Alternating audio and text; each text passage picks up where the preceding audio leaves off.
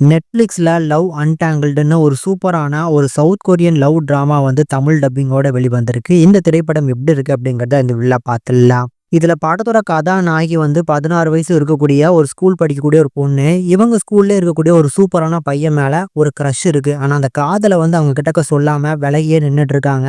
So காரணம் வந்து என்ன அப்படின்னா, இவங்களுக்கு சுருட்ட முடி வந்து பார்த்தீங்கன்னா நல்லா இல்ல. ஸோ சுருட்ட முடிய எப்படியாவது ஸ்ட்ரெய்ட்டின் பண்ணிட்டு தான் அவன்ட்ட போய் காதல சொல்லணும் அப்படின்னு சொல்லி வெயிட் பண்ணிக்கிட்டே இருக்கிறாங்க.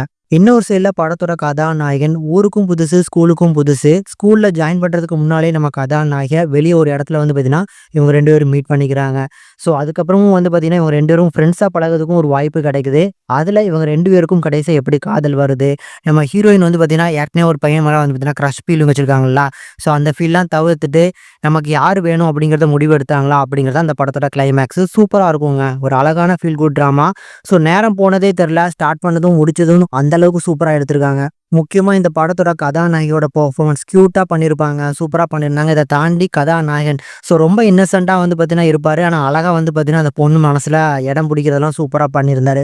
சொல்லப்போனா இந்த படத்தோட அந்த ரைட்டிங்கும் சரி, ஆன் ஸ்க்ரீன்ல அவங்களோட பெர்ஃபார்மன்ஸும் சரி, பேலன்சிங்கா இருந்தது அப்படின்னால தான் படம் வந்து போர் அடிக்காம போயிருக்கு. கண்டிப்பா லவ் ட்ராமாஸ விரும்பி பார்ப்பீங்க அப்படின்னா, இந்த படத்த தாராளமா யோசிக்காம ட்ரை பண்ணலாம். தமிழ் டப்பிங் அருமையா வந்திருக்கு. டெக்னிக்கலி செம்ம சவுண்டான படம் தான். Family watchable. கண்டிப்பா ட்ரை பண்ணி பாருங்க.